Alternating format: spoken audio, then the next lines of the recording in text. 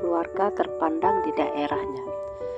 Saat itu ia duduk di bangku sekolah dasar kelas 6 dan hampir menyelesaikan sekolah tingkat pertamanya. Lalu ia pun menjalani ujian akhir. Dan ketika hasil akhir keluar, ia berhasil mendapat nilai bagus. Walaupun ia tidak berhasil masuk ranking 5 besar di kelasnya, tapi ia berhasil meraih ranking 8. Prestasi itu mungkin buat sebagian orang tua sangat memuaskan. Tapi, apakah orang tuanya si Ari puas? Ternyata tidak. Orang tuanya agak kecewa. Mereka maunya Ari berada di posisi puncak.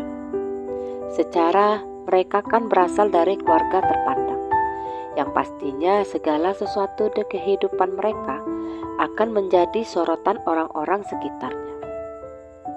Dan mereka seakan-akan memiliki tuntutan untuk menunjukkan betapa hebatnya keluarga mereka dari segi apapun.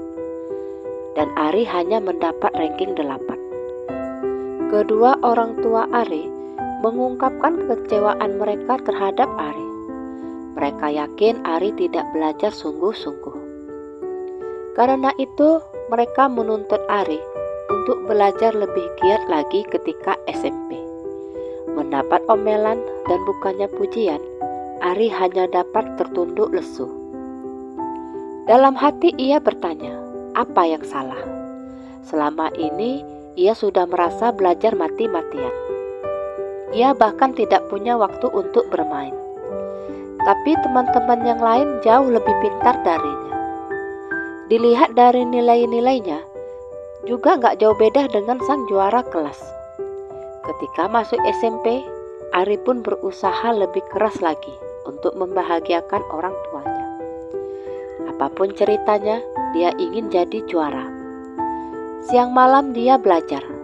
Bahkan jam istirahat di sekolah dipergunakannya untuk mengulang mata pelajaran yang baru saja diajarkan sang guru. Hingga tiba saat ujian semester 1, Ari lebih memforsir jam belajar. Dia bahkan begadang tengah malam.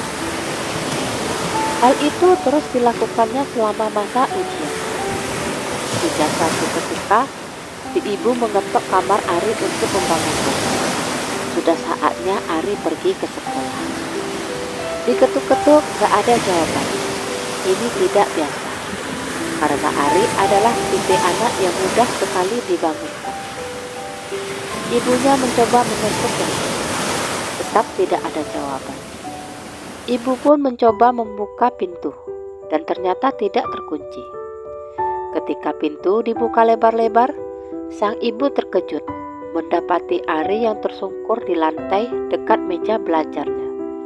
Ibu pun histeris dan mengejutkan seisi rumah. Mereka pun membawa Ari ke rumah sakit. Dari hasil pemeriksaan dokter, Ari dinyatakan mengalami gegar otak ringan. Ari juga dinyatakan mengalami kelelahan akut, dikarenakan terlalu fokus belajar hingga lupa untuk beristirahat. Dokter meminta orang tua Ari untuk lebih memperhatikan jam belajar anaknya. Karena menurut dokter, jika ini terjadi lagi, bisa-bisa Ari terkena gangguan mental.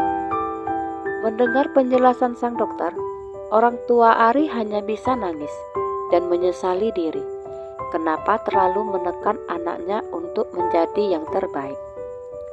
Mereka berdua pun sepakat untuk tidak memaksa Ari lagi untuk menjadi juara kelas.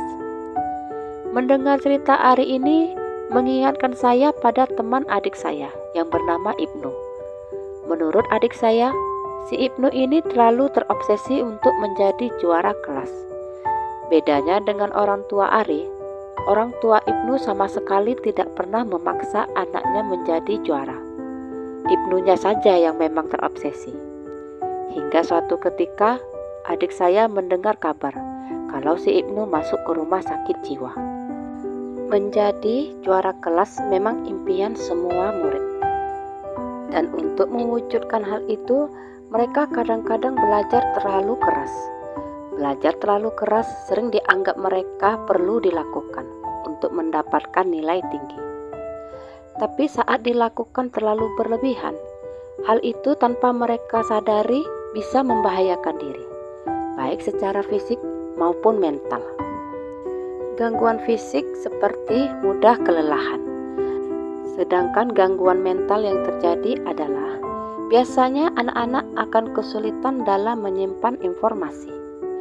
Nggak bisa fokus selama belajar di kelas dan biasanya nggak bisa menyimpan informasi baru.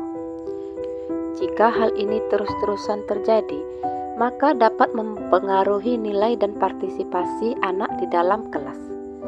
Dampak buruk lainnya ialah anak-anak akan kesulitan untuk bersosialisasi dengan orang lain karena kegiatan sehari-harinya hanya belajar dan belajar.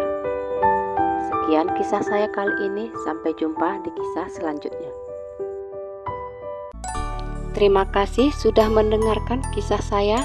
Jangan lupa subscribe, like, komen, dan share ke media sosial yang Anda punya.